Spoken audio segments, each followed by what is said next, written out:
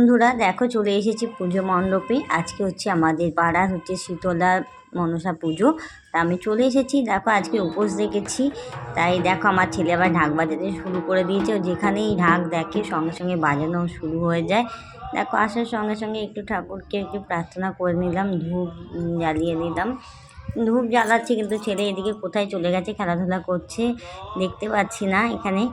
তা চলো এবার দেখতে দেখতে দেখো আমার ছেলেও চলে এসেছে। এসে ও বললো মা আমি ধূপ দেখাবো। দেখো ধূপ দেখাতে শুরু করে দিয়েছে। ধূপ দেখাতে দেখাতে একদম ঠাকুরের কাছে চলে যাচ্ছে। আমি বললাম বাবা যেও না, ওখানে আগুন লেগে যাবে।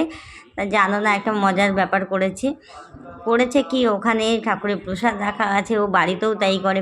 পুজো দেওয়ার আগে একদম প্রসাদ নিয়ে দৌড়াতে থাকে, ওখানেও তাই করেছে। সবাই বলছে কিছু বলো না ও বাচ্চা মানুষ, খা আগে একটু প্রসাদ খেলে কি হবে।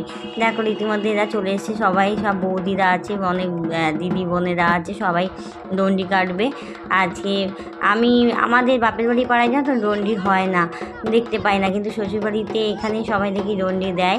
দেখার সুযোগ হয়েছে। দেখো ননদের ছেলে পিঠের উপর বসে পড়লো।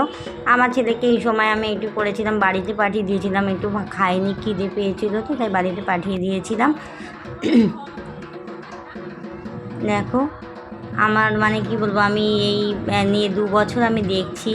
আর এই বছরে আমি যেহেতু বাপের বাড়িতে উপোস রাখতাম, এর জন্য এখানে এবছর আমি উপোস রাখছি। আর দেখো এখানে ধুনো পোড়ানো শুরু হয়ে গেছে।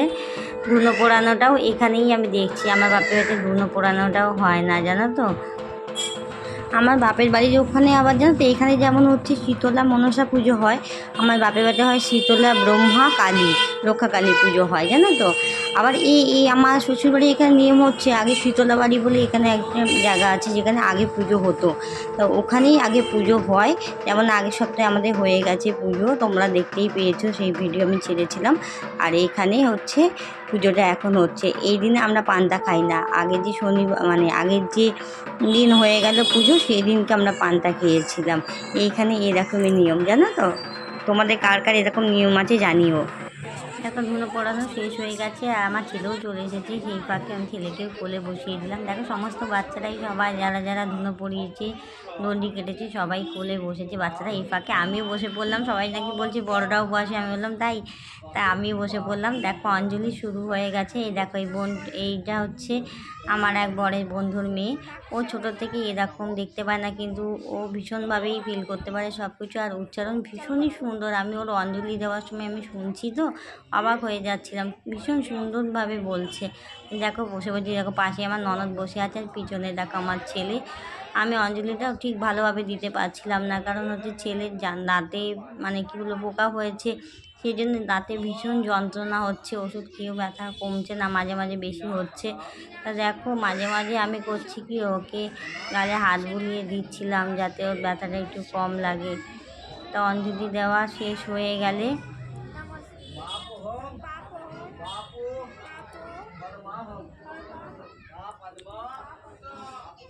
দেখো আমি গালে বারে বারে হাত ওর বুলিয়ে দিচ্ছিলাম, যে দাঁতে ব্যথা হচ্ছিল বলে। দেখো অঞ্জলি দেওয়া শেষ, এবার শান্তির জল নিয়ে ওটা পার্টি লেগেছে আমাদের।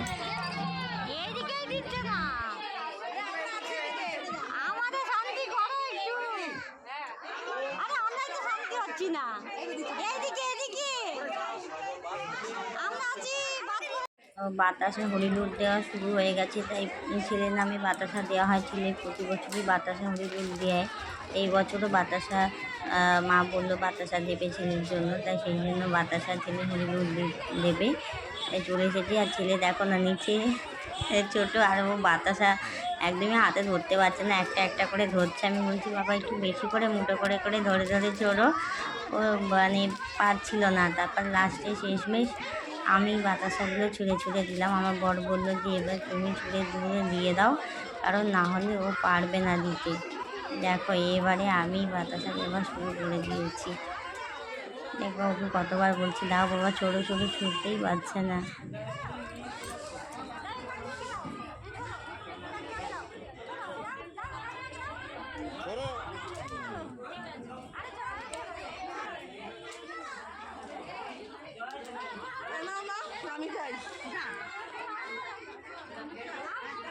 ওইদিকে ছোড়ো, হ্যাঁ ঠিক আছে ছোড়ো।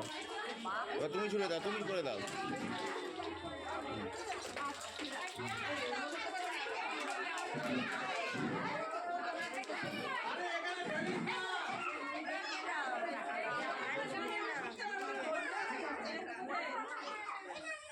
বন্ধুরা কে কোথা থেকে আমার ভিডিওটা দেখছো কমেন্ট করে অবশ্যই জানাবে, আর ভিডিওটা কেমন লাগলো অবশ্যই কিন্তু কমেন্ট করবে, ভালো লাগলে লাইক শেয়ার করে দিও কেমন।